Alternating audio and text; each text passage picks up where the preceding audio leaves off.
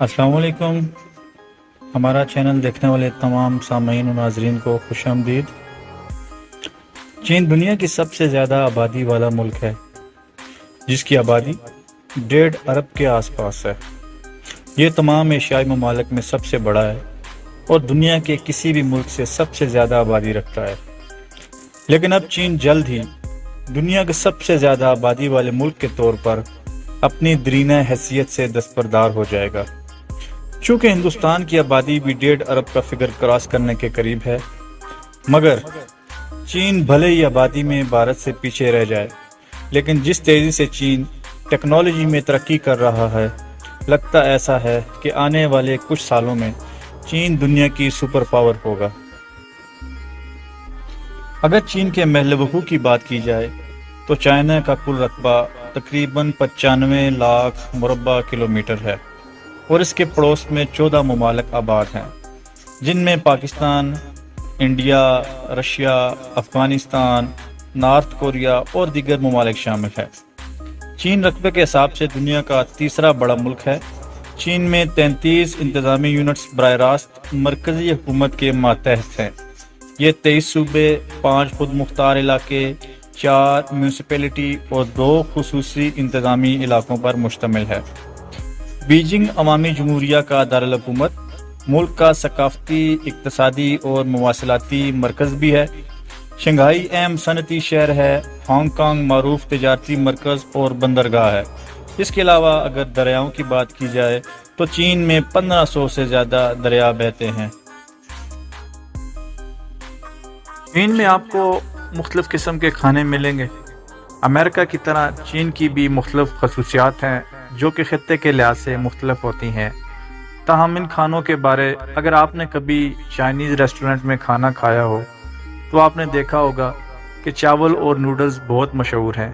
صوبہ کینٹن کے لوگ چاول کھانا زیادہ پسند کرتے ہیں، جبکہ شمالی علاقہ جات جہاں پر چاول اگانا مشکل ہے، وہاں کے لوگ نوڈلز کو زیادہ پسند کرتے ہیں۔ سچوان اور ہنان صوبے کے لوگ مسالے دار کھانوں سے محبت کرنے کے لیے مشہور ہیں، جن میں گرم مرچیں، پورک اور کنگ پاؤ چکن جیسی پکوانوں کی غذائیں شامل ہیں۔ سبزیوں اور انڈوں کا چائنیز لوگ زیادہ استعمال کرتے ہیں۔ دوستو، اگر لباس کی بات کی جائے تو چینی لوگ جدید لباس پہنتے ہیں اور بڑے شہروں میں لوگ زیادہ ماڈرن لباس پہنتے ہیں۔ چینی لوگ مغربی باشندوں کے مقابلے میں قدر قدامت پسند ہیں اور خواتین کھلے ڈھیلے ڈھالے کپڑے چست لباس کے مقابلے میں ترجیح دیتی ہیں۔ چیونگسام جمہوریہ چین کا قومی لباس ہے۔ چین اپنے قدیم فن تعمیر کے لیے مشہور ہے۔ مثال کے طور پر چین کی شاندار دیوار جو 7ویں صدی قبل مسیح میں تعمیر کی گئی تھی، تقریباً 5500 میل تک پھیلی ہوئی تھی۔ سب سے زیادہ سیاحوں کی توجہ کا مرکز رہتی ہے۔ مگر اس کے علاوہ آج جس تاریخی عجوبے کا میں آپ کو بتاؤں گا اس کے بارے میں آپ نے شاید ہی سنا ہو۔ یہ عجوبہ چائنا کے شہر بیجنگ میں ہے اور چائنا نے اس عجوبے کو فاربیڈن سٹی کا نام دیا ہے، یعنی کہ ممنوعہ شہر۔ ممنوعہ شہر کی تعمیر میں 14 سال لگے اور 10 لاکھ سے زیادہ کارکنوں نے بنایا، جن میں 1 لاکھ سے زیادہ کاریگر بھی شامل تھے۔ یہ 492 سال تک چین کا شاہی محل رہا اور 24 شہنشاہوں کا گھر تھا، جس میں 14 منگ خاندان کے اور 10 چنگ خاندان کے شہنشاہ شامل تھے۔ اس عجوبے یا اس شہر کی خاص بات کہ یہ دنیا کا سب سے بڑا شاہی محل ہے۔ یہ محل سینکڑوں عمارتوں اور 9 سے 10 ہزار کمروں پر مشتمل ہے، چونکہ ان کا یہ ماننا تھا کہ خدا کے آسمانی محل میں 10,000 کمرے ہیں۔ اس محل کو دنیا کی بہترین لکڑی اور سنگ مرمر سے بنایا گیا تھا۔ اس محل میں کچھ عمارتیں تھیں جن کو سرد محلات کہا جاتا ہے۔ ان محلات میں لونڈیاں یا شہزادے رہتے تھے۔ یہ وہ تاریخی عجوبہ ہے جسے اب میوزیم کی شکل دے دی گئی ہے۔ دوستو، چین کا ثقافتی اثر پورے ایشیائی خطے میں محسوس کیا جاتا ہے اور اس نے فنون، علوم، کھانوں، پیداوار اور تجارت کے ذریعے دنیا کو بڑے پیمانے پر متاثر کیا ہے۔ چینی ثقافت میں گزشتہ 50 سالوں میں تیزی سے اور شدید تبدیلی آئی ہے اور وہ جدید دنیا کے مطابق ڈھل رہا ہے۔ اس کے برعکس ہم صرف چائنا کی مثالیں ہی دیتے ہیں، مگر کیا آپ جانتے ہیں کہ آزاد ہونے سے لے کر 70-80 کی دہائی تک چائنا میں انقلاب کے نام پر کیسا قتل عام ہوا یا کرایا گیا؟ ہمارے ہاں بھی بہت سے لوگ انقلاب کی باتیں کرتے ہیں، لیکن ایسا لگتا ہے جیسے ان دانشوروں نے چین کے پچھلے 70 سال کی تاریخ نہیں پڑھی۔ مگر میری نظر میں انقلاب خونریزی کے بغیر نہیں آتا اور نہ ہی مسلسل خونریزی کے بغیر قائم رہتا ہے۔ انقلاب صرف خون مانگتا ہے، اس کے علاوہ کچھ نہیں۔ چین کی ترقی کروڑوں انسانوں کی لاشوں پر کھڑی ہے۔ چین کے لیڈر عظیم ماؤ نے عوام اور سرکاری اداروں کو حکم دیا کہ چڑیا یا جنگلی پرندوں کو جو فصلوں کو نقصان پہنچاتے ہیں کو مار دیا جائے، اور پھر فصلوں پر کیڑوں کا حملہ نہ ہوا اور وہ قحط ایک وجہ بنا۔ یہ وہ قحط ہے جو 1.5 کروڑ سے 5 کروڑ تک انسانی جانوں کو نگل گیا، جس سے بد انتظامی کے واقعات، کسانوں کو زبردستی کارخانوں یا لوہے کی بھٹیوں پر کام کرنا پڑا۔ ایسے ہی غلط فیصلے کروڑوں انسانوں کی زندگیاں کھا گئے۔ مرنے والوں کی اکثریت تو بھوک سے مری، لیکن کچھ خوراک کے حصول کے لیے قتل بھی کر دیے گئے۔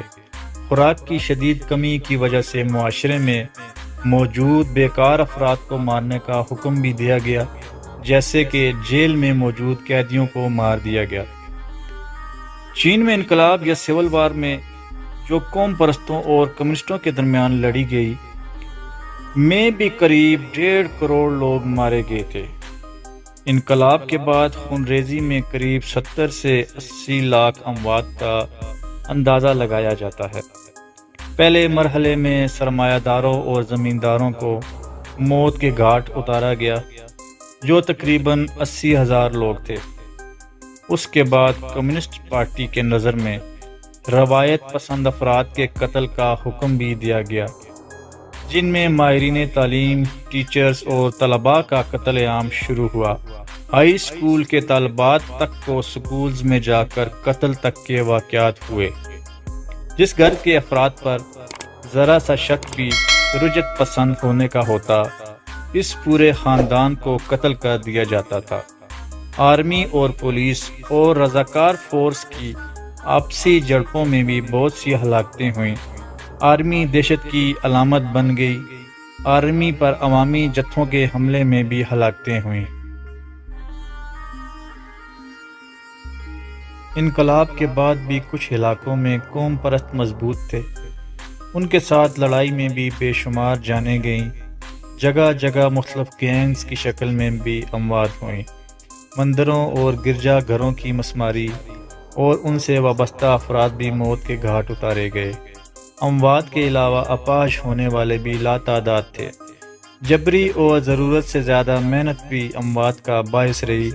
انسان اور پرندوں پر مظالم کے علاوہ 23 لاکھ کتابیں بھی جلائی گئیں۔ ماؤ کے مرنے کے بعد اس کے ثقافتی انقلاب کے خاتمے کے ساتھ چین میں امن ہونا شروع ہوا، اوسط عمر بڑھنا شروع ہوئی، معاشی اصلاحات کا آغاز ہوا۔ 1971 میں چین کے امریکہ اور مغربی ممالک سے تعلقات کا آغاز ہوا۔ 1979 میں چین وزیر اعظم نے امریکہ کا دورہ کیا اور واپس آ کر چین میں امریکہ کے خلاف پروپیگنڈا کی شدت میں کمی کرنے کا حکم دیا گیا۔